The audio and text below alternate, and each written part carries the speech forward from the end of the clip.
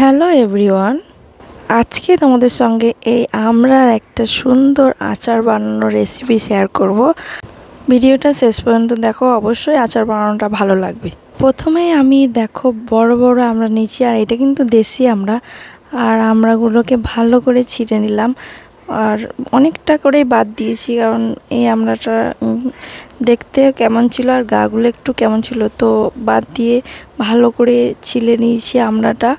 আর আমড়াটা দেখো মনে হচ্ছে বিলেতি আমড়া, ছিলার পর ওর খোসাগুলো ছাড়ানোর পর মনে হচ্ছে বিলাতি আমড়া, কিন্তু এটা দেশি আমড়া আর অনেকটা বড় বড়।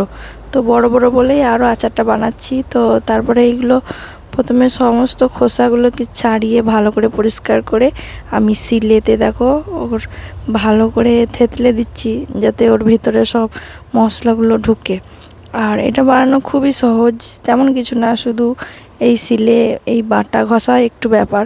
তো আমাদের গ্রামের মানুষ কম বেশি সবাই আচার পছন্দ করে, তো এই আচারটা অবশ্যই ঘরে সবাই খুব সহজেই বানাতে পারবে। তো আমিও বানিয়েছি আর তোমাদের সঙ্গে এটা শেয়ার করছি। তো তারপরে আমি দেখো আমড়াগুলোকে একটু ভালো করে নুন একটু তেল দিয়েছি আর শুকনো লঙ্কা গুঁড়ো। তো তোমরা তোমাদের মতো ঝাল দিতে পারো, আর আমরা ঝাল দিয়েছি। তারপরে ওটাকে ভালো করে ভেজে নিলাম একবার আমড়াটাকে, আর দুটো লঙ্কা, একটু তেল, তারপরে চিনি দিয়ে একটু ভালো করে শিরা বানাবো।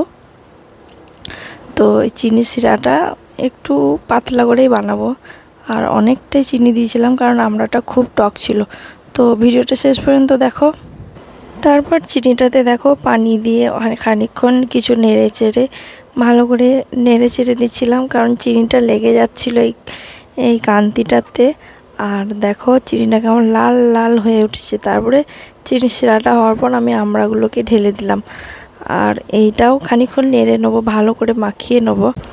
আর আমার এই আচারটা বানাতে সাহায্য করেছে আমার মা, দিদি দুজনেই। আমি একা পারিনি অবশ্য।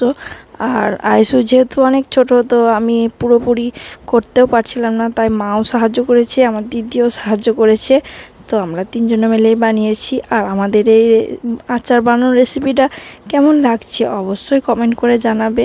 তো আমড়াগুলো দেওয়ার পর অনেকক্ষণ নাড়াচাড়ার পর একটু মোটা করে, মানে রসটা একটু মোটা হবে তখন নামিয়ে নেবো। তো আমি কিছুক্ষণ চাপা দিয়ে রেখেছিলাম, তারপরে দেখো দেখো একবারে মোটা হয়ে গেছে, আর চিনিগুলো সব মিশে গেছে, লাল কালারও চলে এসছে, দেখতে পুরো খুব সুন্দরই লাগছিল। আর আচার এখনও ওর ঝোলটা অনেক পাতলা আছে, ওর রসটা এখন একটু মোটা করতে হবে। তো আমি আবারও কিছুক্ষণ গ্যাসেতেই চাপিয়ে রাখবো, তো হালকা আঁচে বসিয়ে রেখে দিচ্ছি, কারণ রসটা অনেকটাই পাতলা আছে, শক্ত পাড়া না হলে ভালো লাগবে না। তো দেখো আর কিছুক্ষণ বসিয়ে রাখার পর এটা শেষ ছিল। আর এই দেখো রসটা একবারে মোটা হয়ে গেছে। এরপর চাইলে আমি বয়ামেও ভরে রাখতে পারি, এমনিও খাওয়া হবে। তো আমরা যেহেতু অনেকটা করেছি, তাই বয়ামে ভরে রাখবো। আর ভিডিওটা ছিল এই পর্যন্তই। Tata, bye bye.